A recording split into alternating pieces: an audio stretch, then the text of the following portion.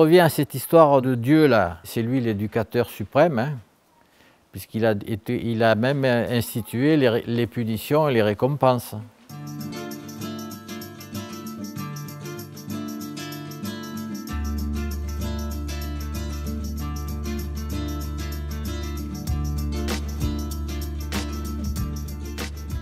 La sanction, c'est aussi bien une punition qu'une récompense. Souvent, on l'utilise dans le sens de punition, mais la sanction, c'est simplement ce qui sanctifie. Hein, c'est-à-dire, je sanctifie parce qu'avec une punition ou avec une récompense, je consacre une situation qui est réparée, par exemple. Et les punitions et les récompenses n'interviennent que lorsque ce que je fais n'a pas de sens pour moi. Si je fais quelque chose qui a du sens pour moi, je suis automatiquement gratifié. Je n'ai pas besoin d'une récompense extérieure.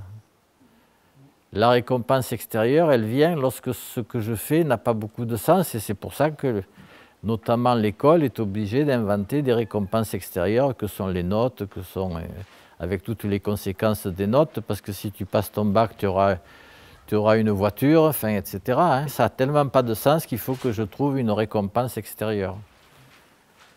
Mais lorsque les choses elles-mêmes ont du sens, je n'ai plus besoin de ces récompenses extérieures et pas besoin de ces punitions non plus.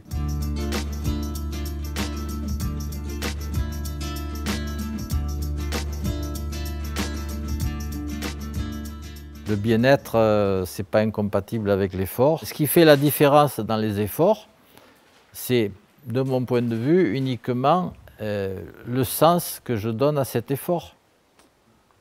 Si je lui donne un sens de sacrifice, ça va donner un résultat.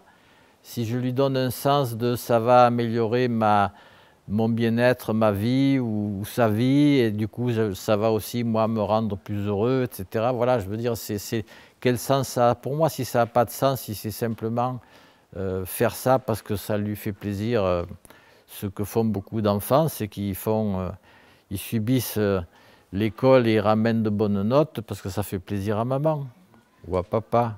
Et certains se rebellent contre ça. Je vais vers ce qui est favorable à la vie et j'évite ce qui est défavorable à la vie. C'est d'une manière plus générale.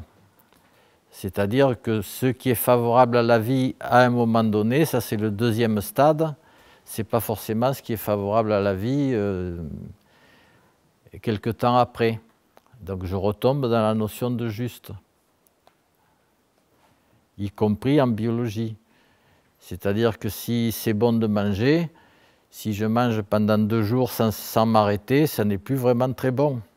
Quel que soit le plaisir que j'ai, si je le fais durer, il y a un moment où je n'ai plus de plaisir et même carrément ça me dégoûte. Hein. C'est pour ça que ce n'est pas la bonne voie, l'idée du plaisir. C'est plutôt ce qui est juste pour moi à chaque instant. Et ce qui est juste pour moi, ça peut être de l'adopter ou ça peut être au contraire de le rejeter. Et c'est pour ça aussi qu'il y a du rejet aussi, quand même aussi, c'est-à-dire je ne fais pas ce qui me plaît seulement, mais je fais ce qui est juste pour moi. Et ce qui est juste pour moi, ça peut être de dire non.